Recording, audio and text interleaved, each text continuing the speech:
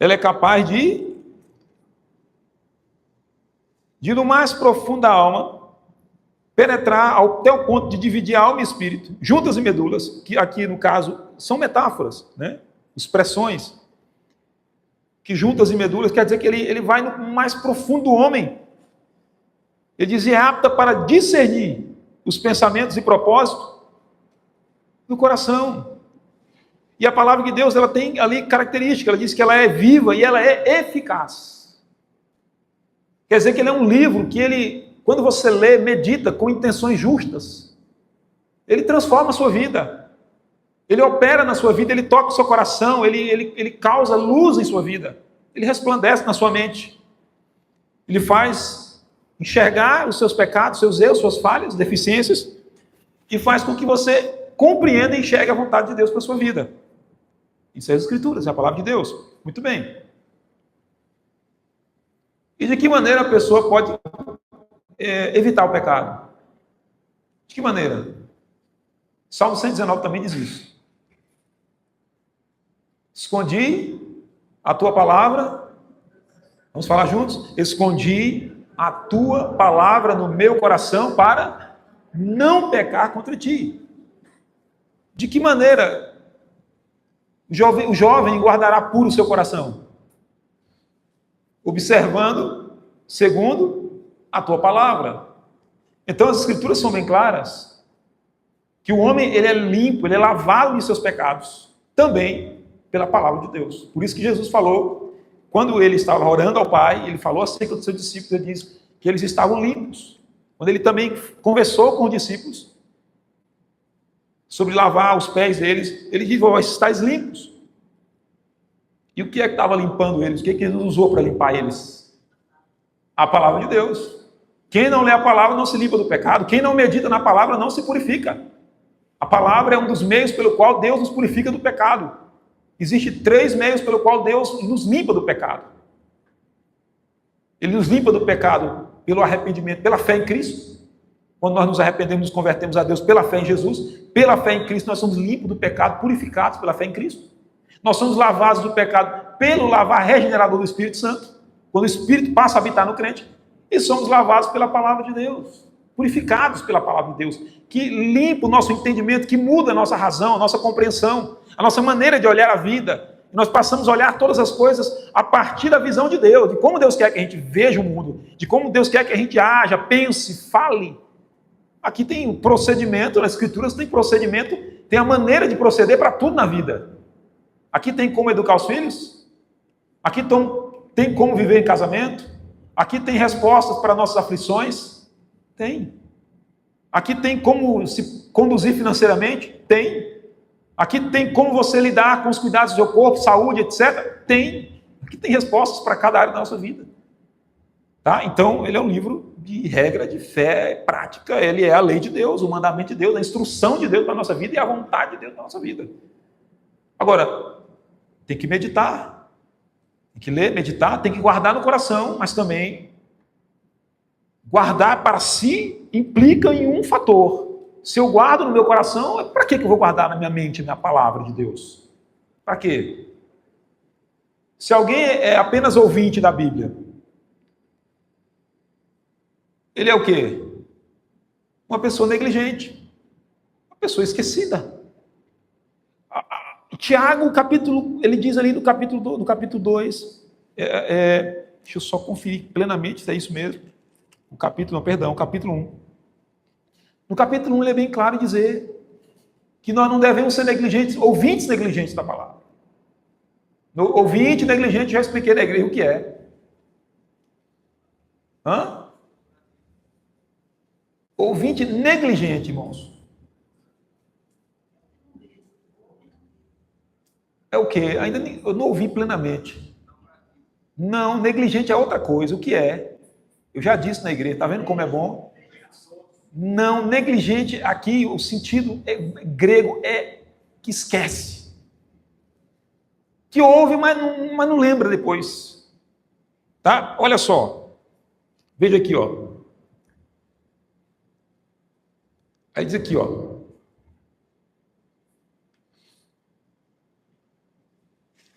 Versículo Versículo 25, ele diz: mas aquele que considera atentamente na lei perfeita, lei da liberdade, nela persevera, não sendo ouvinte, negligente. O sentido aqui é de alguém esquecido, que deixa de praticar as coisas porque não sabe como era.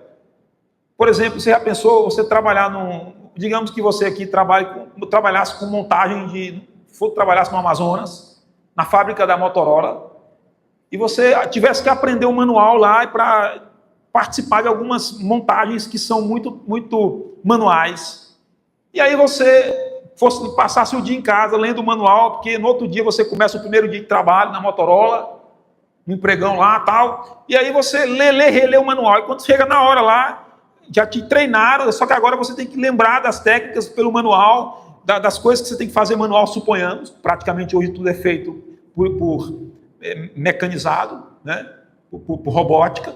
Mas aí você estudou tudo, olhou lá, tal, mas aí se divertiu no final de semana e tal, não revisou, não procurou olhar de novo, não relembrou. Aí quando chegou na segunda, bem na hora do trabalho, na hora de praticar, na hora de fazer, colocar em prática, não lembrou. O que você foi? Um ouvinte negligente que ouviu, recebeu a palestra de como deveria fazer, deu uma olhada até no manual, deu uma lida boa, tentou gravar, botou na cabeça, mas aí saiu, foi esquecendo, não focou muito naquilo, e foi indo, esqueceu. Quer dizer que você não foi tão dedicado a ponto de gravar para poder praticar. Então, a gente pratica aquilo que a gente grava dentro do coração. Então, o ouvinte negligente é aquele que é esquecido, que não lembra daquilo que ouviu. Então, ele diz: mas aquele que nela persevera, não sendo ouvinte negligente, mas operoso praticante, esse será como? Será bem-aventurado naquilo que realizar. Confirma o que está no Salmo 1, não é? Que aquele que medita de noite na palavra de Deus, não segue conselhos ímpios, nem anda na roda de escarnecedores, mas que tem o seu prazer na lei do Senhor, ele será como? Ele será como uma árvore plantada junto a ribeiro de água, cujas folhas não caem, e que dá o seu fruto na estação própria, ele diz, cuja folha não cai, e que dá o fruto nas estações. É árvore frutífera. A isso as Escrituras comparam o homem que medita dia e noite na palavra de Deus, e não segue conselhos errados, e nem se assenta para praticar a iniquidade, nem para contemplar a iniquidade de ninguém. É isso, meus irmãos. A palavra de Deus, ela tem que ser viva em nós. A gente tem que ser uma Bíblia ambulante. A gente pode não estar com ela, pode até não estar com ela na mão lá no trabalho, mas ela tem que estar aqui na mente. Você pode estar indo dentro do ônibus, ela está lá na tua malinha guardada para você ler quando chegar na viagem, mas ela tem que estar na tua mente, você tem que estar preparado com ela para todo momento. Assim tem que ser a palavra de Deus no nosso coração. Amém? Querido irmão, abra a tua Bíblia nas Escrituras, na palavra de Deus. Primeiro no Evangelho Vamos começar pelo Evangelho de Lucas, capítulo 22. Evangelho de Lucas, capítulo 22.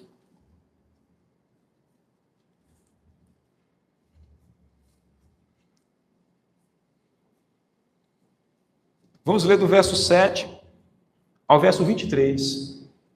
Evangelho de Lucas, capítulo 22, do 7 ao 23, irmãos. Evangelho de Lucas, repito mais uma vez, capítulo 22, do 7 ao 23. Muito bem, irmãos. Acredito que deu tempo para todos abrirem suas Bíblias. Abriram? Amém? O que diz as Escrituras? Chegou o dia da festa dos pães asmos,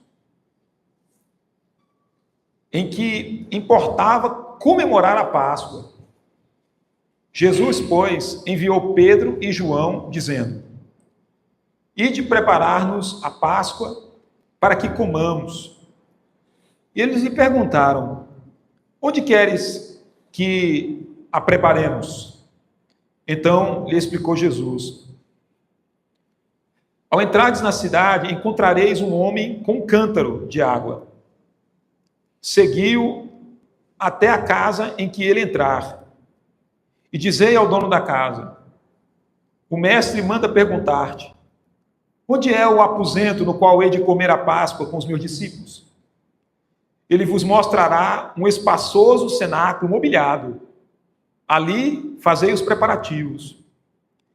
Indo, tudo encontraram como Jesus lhe dissera e prepararam a Páscoa. Chegando a hora, pôs-se Jesus à mesa e com ele os apóstolos. E disse-lhes: tenho desejado ansiosamente comer convosco esta Páscoa, antes do meu sofrimento. Pois vos digo que nunca mais a comerei, até que ela se cumpra no reino de Deus. E tomando um cálice, havendo dado graça, disse: recebei e reparti entre vós. Pois vos digo que, de agora em diante, não mais beberei do fruto da videira, até que venha o reino de Deus. E tomando um pão, tendo dado graças, partiu e lhe deu, dizendo: isto é o meu corpo, oferecido por vós, fazei isto em memória de mim. Semelhantemente, depois de cear, tomou o cálice, dizendo: este é o cálice da nova aliança, do meu sangue, derramado em favor de vós. Todavia, a mão do traidor está comigo à mesa, porque o Filho do Homem, na verdade, vai segundo o que está determinado, mas ai daquele por intermédio de quem ele está sendo traído. Então começaram a indagar entre si quem seria, dentre eles, o que estava para fazer isso. Amém. Muito bem, irmãos. Vamos meditar um pouco nas Escrituras de uma doutrina, a doutrina acerca da ceia. Irmãos, o que significa a ceia? Quando nós nos preparamos, geralmente quando as pessoas se preparam para o batismo, é uma das coisas que é elementar as pessoas aprenderem, elas entenderem esses memoriais, esses atos de mandamento de Cristo.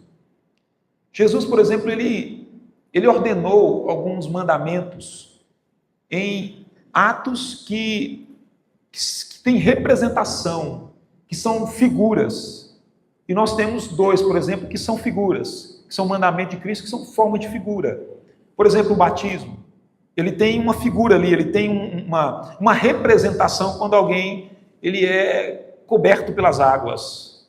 Aí nós temos a ceia, ela também é um símbolo, uma ordenança de Cristo em forma de um símbolo. E ela tem também seu significado, sua representação, porque ela tem, você vai lá, você come o pão, você come, além de comer o pão, você toma um cálice com o suco da videira, o produto da videira. Então, vamos entender isso. Aqui no título do tradutor, ele coloca ceia do Senhor, né? Agora, vamos entender. O que é a ceia? O que é a ceia? Que mandamento é esse de Cristo? Porque, segundo as Escrituras, em primeiro lugar, ele diz que é um mandamento de Cristo, que está descrito pelo apóstolo Paulo lá em 1 Coríntios capítulo 11. Lá ele diz que esse momento que aconteceu aqui, nós observamos que Jesus disse: fazei isso em memória de mim.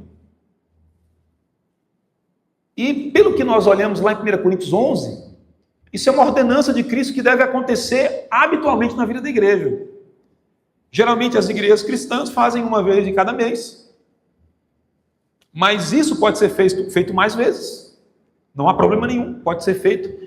Poderia ser feito até todos os domingos. Todos os domingos. Tá? Então, ele diz: fazer isso em memória de mim. E aí, quando nós vamos para 1 Coríntios capítulo 11, lá o texto diz que isso é uma ordenança. Né? Nós observamos aqui, do versículo 23, ele fala assim, porque eu recebi do Senhor o que também vos entreguei. E no versículo Aí ele diz que o Senhor Jesus, na noite que foi traído, tomou o pão. Versículo 24 de 1 Coríntios 11. E tendo dado graças, o partiu e disse: isto é o meu corpo, que é dado por vós. Fazei isto em memória de mim. Então, no versículo 25, ele diz também: por semelhante modo, depois de haver ceado, tomou também o cálice, dizendo: este cálice é a nova aliança no meu sangue. Fazei isto todas as vezes que o beberdes em memória de mim. Muito bem. Vamos voltar para Lucas. Então as Escrituras dão bem claramente a entender, está explícito, que é um mandamento de Jesus, que a igreja deveria repetir isso. Depois a gente vai entender o porquê que isso deve ser repetido. Primeiro nós temos que entender o que é a ceia. O que ela representa. Por que nós ceiamos cada domingo, a cada segundo domingo do mês? Por que nós ceiamos? Você precisa entender isso plenamente. Você precisa lembrar disso, você precisa ter isso muito claro na sua consciência, na sua mente, na sua razão, no seu intelecto, no seu entendimento. Então, o que é a ceia?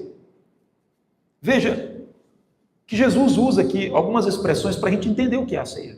A gente vai entender por isso. Primeiro, ao olhar a narrativa, no versículo 7, ele fala assim, ó: chegou o dia da festa dos pães asmos, em que importava comemorar o quê? A Páscoa. Então, ceia, a ceia ali, o momento em que Jesus ceiou com seus discípulos, foi justamente em que período? Em que momento? Qual foi? Vamos falar juntos? Na Páscoa. Na festa dos pães asmos. Na Páscoa. Meus irmãos, que está descrito, né, ali em Êxodo capítulo 12. O que é a Páscoa? Vocês lembram o que é a Páscoa? A Páscoa em Êxodo capítulo 12. O que é a Páscoa? Vamos lembrar? Inclusive vai acontecer agora, tem acontecido esses dias, a comemoração disso, da Páscoa, né? Então, em Êxodo capítulo 12, nós vamos entender ali o que é a Páscoa. E por que existia a festa dos pães asmos? Por que existe essa festa em Israel? Por que Jesus aqui está comemorando a festa dos pães asmos e a Páscoa? Ou seja, que estavam sempre atreladas, eram juntas. Os pães asmos, o que são pães asmos? São pães o quê? Como? Em que estado? Sem fermento, isso mesmo. A palavra Páscoa quer dizer o quê? Passagem, passar. Tá? Então, nós observamos aqui que em Êxodo capítulo 12 aconteceu a instituição da Páscoa. Deus de Israel, Deus o Senhor, o Criador, ele instituiu a Páscoa. Tá? E olha o que o texto fala aqui. Observemos. Vamos observar a partir do versículo 1. Vamos ler alguns versos. Disse o Senhor a Moisés e Arão na terra do Egito. Então o povo de Israel estava ali, cativo, preso no Egito, servindo como escravos. Aí ele diz, versículo 2: este mês vos será o principal dos meses. Será o primeiro mês do ano. Falai a toda a congregação de Israel, dizendo: aos 10 deste mês, cada um tomará para si o quê? Um cordeiro. Veja a importância dele. Segundo a casa dos pais, um cordeiro para cada família. Mas se a família for pequena, para um cordeiro, então convidará ele e o seu vizinho mais próximo, conforme o número das almas, conforme o que cada um puder comer, e por aí calculareis quantos bastarem para o cordeiro. O cordeiro será como? Sem defeito, macho de 1 ano, e podereis tomar um cordeiro ou um cabrito. E o guardareis até o 14º dia deste mês. E todo o ajuntamento da congregação de Israel o imolará no crepúsculo da tarde, tardezinha. Tomarão do sangue e o porão, ou seja, vão colocar em ambas as ombreiras na vega das portas, nas casas em que o comerem. Eles deveriam, então, degolar o cordeiro, tirar o sanguezinho dele lá e passar tanto em cima, nos batentes superior, laterais das portas do povo de Israel, que estava ali cativo no Egito. Aí ele diz, no versículo, parei no versículo 7, né? Tomarão sangue e porão ambos as ombreiras e nas vegas da porta, nas casas em que o comerem. Naquela noite comerão a carne assada no fogo. Oh, coisa boa, hein? Com pães asmos, ou seja, pães sem fermento, e ervas amargas a comerão. Por que isso? Por que esse símbolo, né? Ele diz, não comereis do animal nada cru, nem cozido em água, porém assado ao fogo, a cabeça, as pernas e a fressura. Nada deixarei dele até pela manhã, o que porém ficar até pela manhã queimá-lo-eis. Dessa maneira o comereis, lombos cingidos, ou seja, com cintos, com as roupas amarradas, sandália nos pés, cajado na mão, comê-lo-eis à pressa. É Páscoa do Senhor, ou seja, é passagem do Senhor. O Senhor estará passando nesse lugar. Porque naquela noite passarei pela terra do Egito e ferirei na terra do Egito todos os primogênitos, desde o homem até os animais. Executarei juízos sobre todos os deuses do Egito. O que ele estava afirmando com isso? Deus estava dizendo, eu irei derramar minha ira, eu irei punir os egípcios por causa da sua idolatria. Porque eles estavam adorando ídolos, deuses falsos, em vez de adorar o Criador. É isso que ele está se referindo. O sangue vos será por sinal, versículo 13, o sangue vos será por sinal nas casas em que estiverdes. Quando eu vi o sangue, passarei por vós, e não haverá entre vós praga destruidora, quando eu ferir a terra do Egito. Este dia vos será por memorial. O que quer dizer isso? Que eles deveriam lembrar constantemente aquele acontecimento e que eles deveriam repetir ali símbolos que foram realizados, atos que foram realizados ali naquele período, iriam se repetir continuamente na história do povo de Israel. Deveriam se repetir sempre na história de Israel. É isso que ele está dizendo. Então, por isso ele diz, este dia vos será por memorial. Deve se repetir. Vocês vão fazer isso. As coisas que foram feitas aqui nesse dia, vocês vão fazer continuamente na história de Israel. Então ele diz, celebrareis com solenidade ao Senhor nas vossas gerações e celebrarei por estatuto perpétuo. Então, por semelhante modo, a ceia, ela é também uma celebração. Estamos celebrando algo. Estamos celebrando, nos alegrando. Nós estamos anunciando algo, nós estamos testificando que algo nos alegrou, que algo foi realizado pela mão de Deus. Isso é um dos significados da ceia. Aponta para lá também. Muito bem. Aqui está a Páscoa.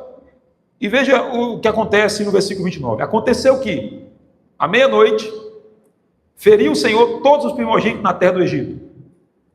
Desde o primogênito de Faraó, que se assenta no seu trono, até o primogênito cativo que estava na enxovia, e todos os primogênitos dos animais.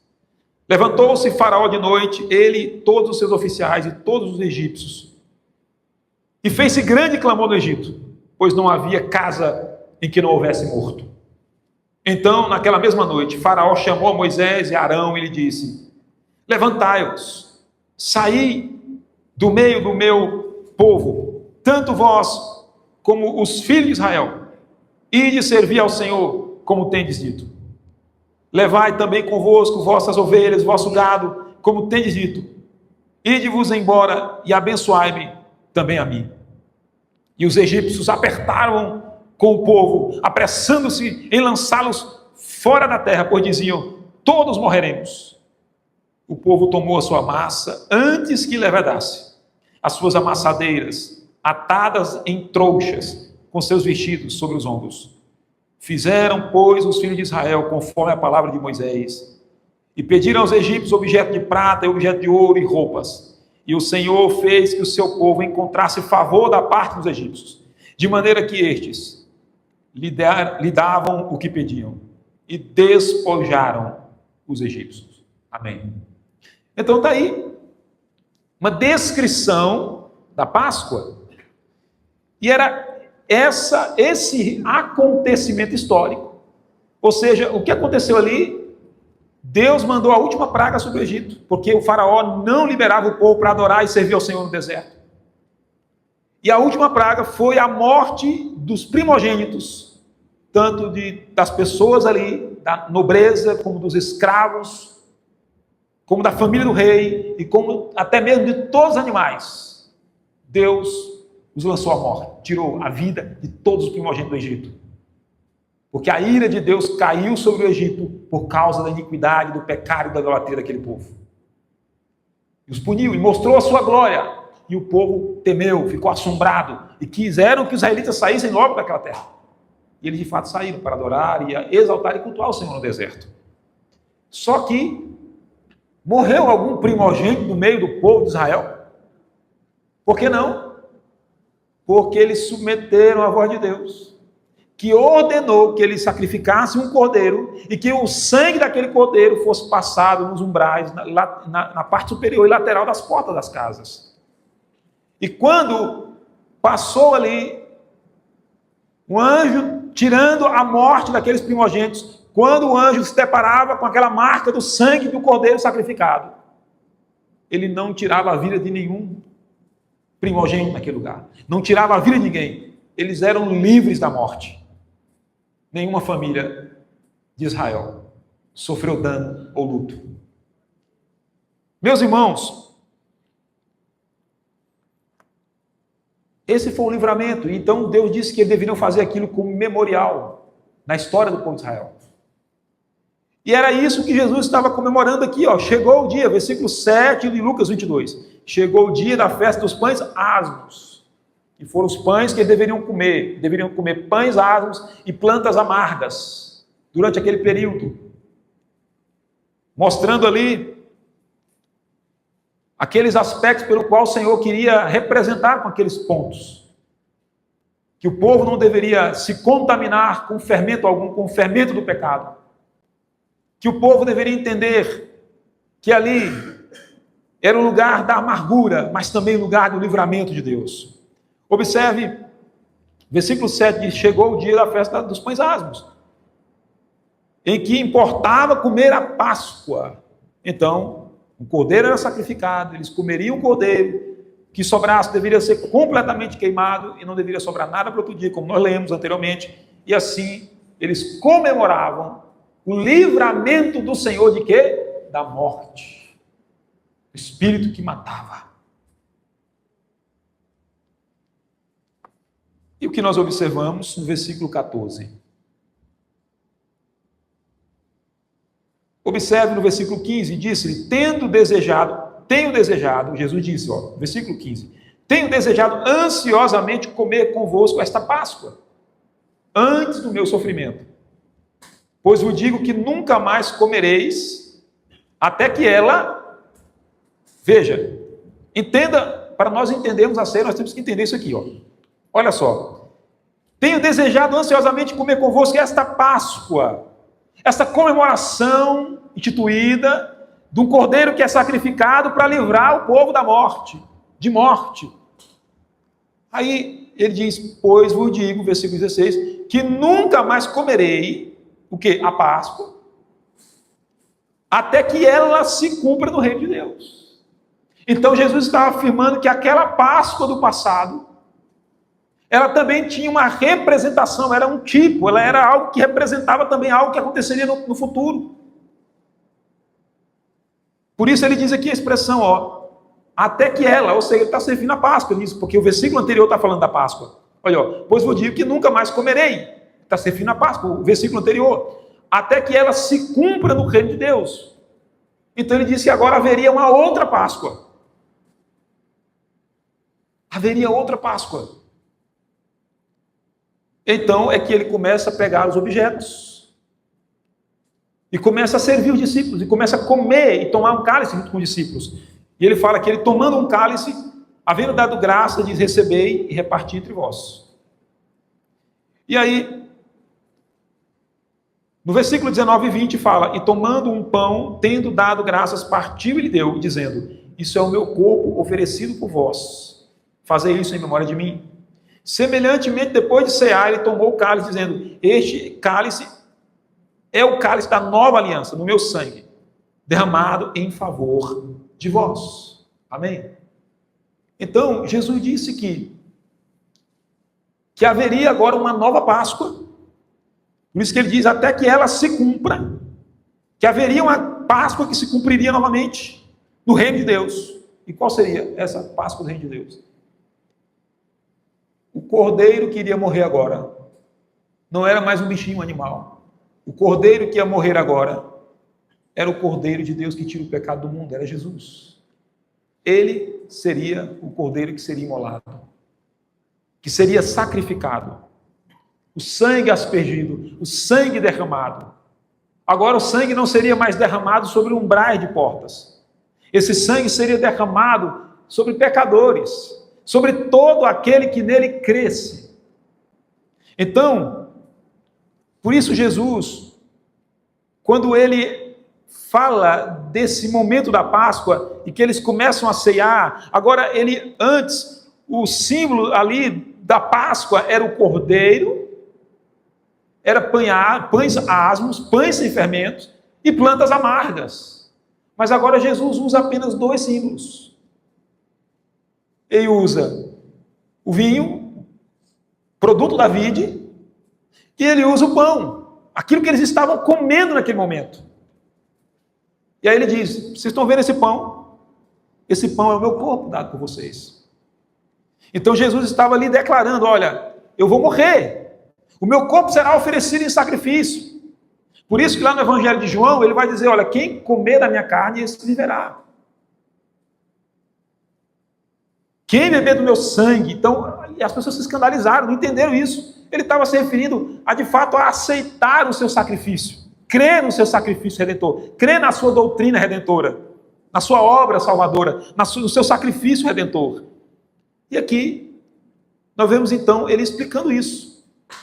Que no momento que eles comiam, Jesus dizia, o pão aqui é meu corpo. Por isso ele fala, ó, isto é meu corpo oferecido por vós. Façam agora isso em memória de mim. E depois ele disse, ele tomou o cálice e disse, esse é o cálice da nova aliança. Por que nova aliança? Porque na primeira aliança, o aspecto da aliança do povo com Deus qual era? A lei, os estatutos de Deus, a lei, os estatutos de Deus, a circuncisão e o sacrifício. Então ali era o pacto da aliança. Na nova aliança, qual é o efeito, qual é a instituição da nova aliança? A nova aliança com Deus, o homem tem uma aliança com Deus, ele diz mediante o sacrifício de Jesus, mediante a fé no sacrifício de Jesus.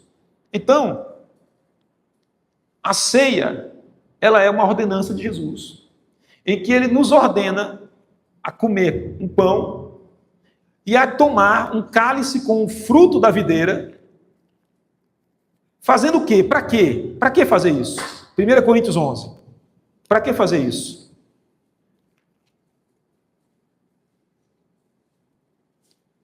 No versículo 25 de 1 Coríntios 11, ele diz o porquê.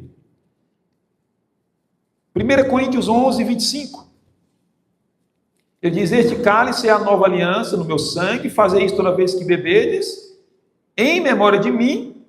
E o versículo 26, então, nos dá mais detalhe. Ele fala assim, ó, porque todas as vezes que comerdes este pão e beberdes o cálice, anunciais a morte do Senhor, até que ele venha.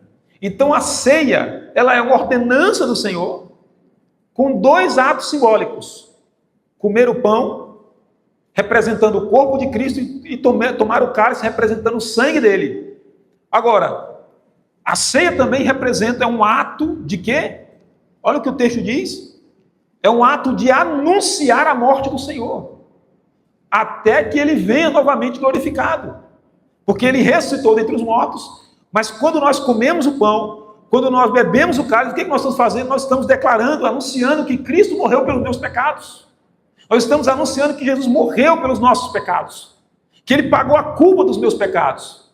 Por isso, todo aquele que ceia, ele deve ter convicção de que Cristo morreu pelos seus pecados. Ele deve ter convicção e a certeza, ele deve acreditar fielmente que seus pecados foram recebidos na cruz, foram lançados e pregados na cruz com Jesus. A ceia é o momento de nós anunciarmos a morte do Senhor. Então a ceia, ela é um ato pelo qual Jesus ordenou, no qual nós fazemos memória e anunciamos a sua morte. O pão representando o seu corpo sacrificado na cruz, e o cálice com o suco da videira, com o fruto da videira, representando o sangue dele que foi derramado pelos nossos pecados na cruz. Então,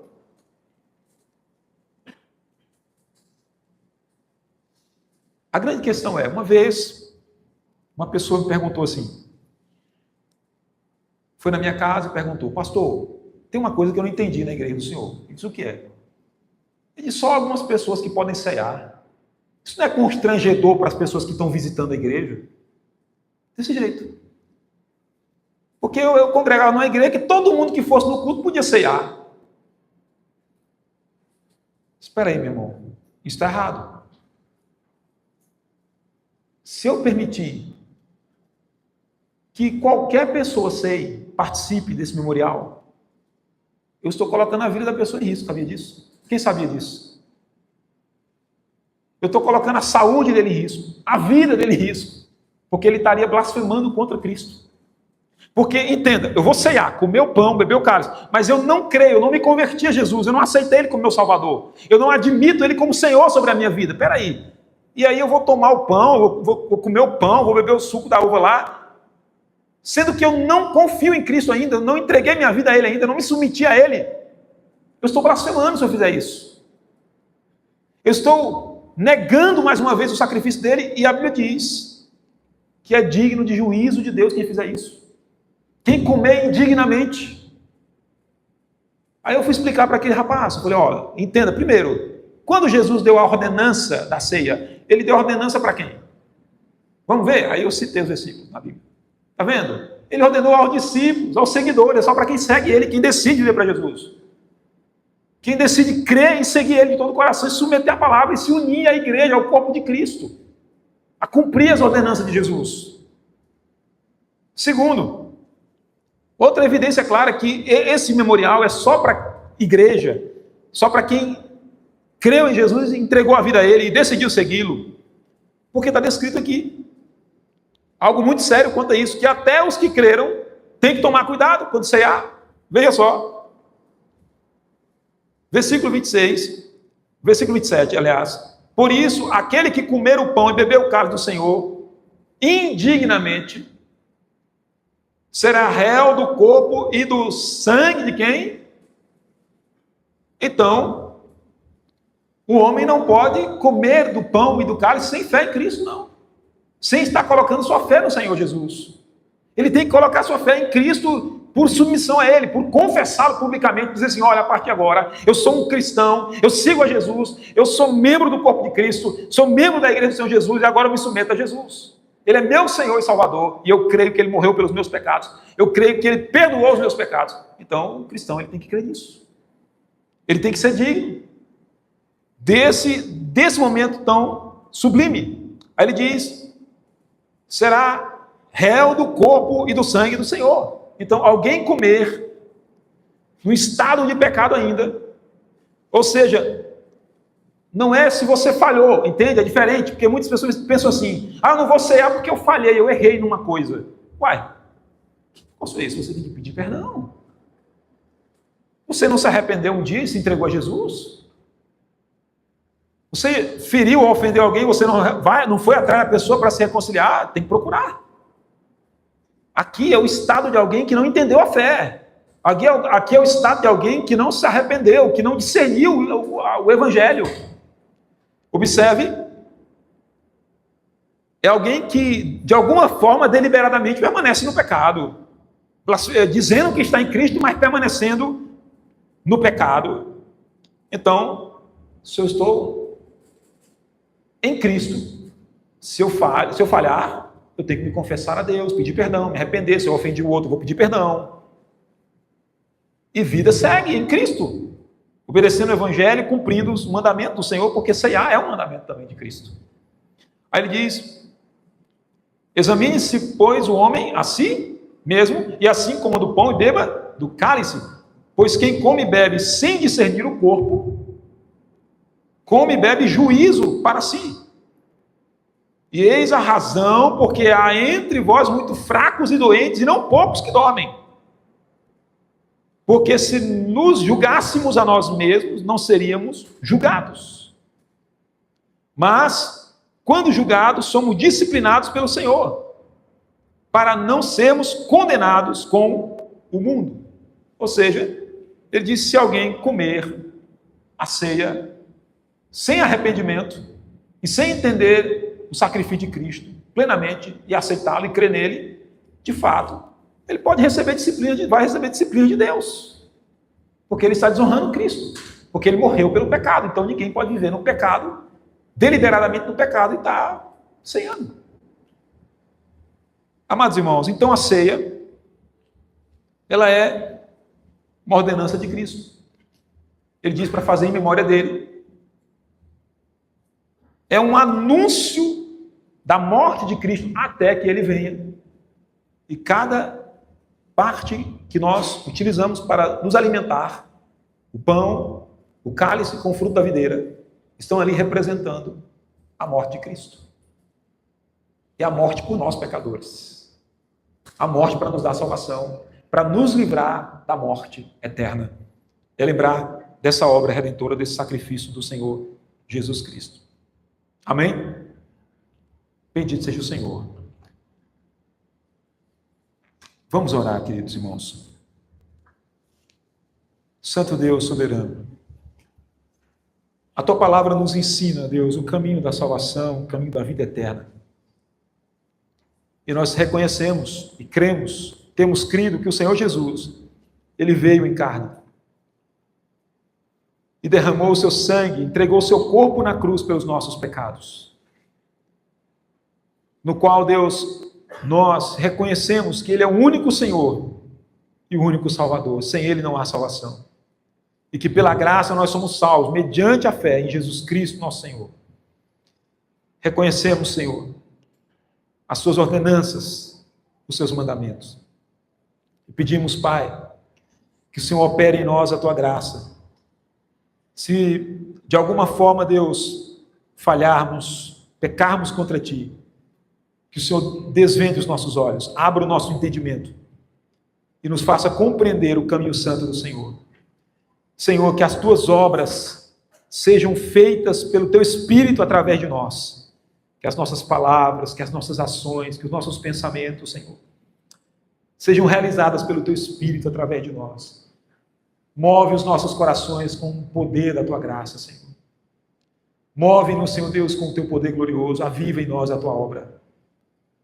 Em nome de Jesus Cristo. Amém, Senhor.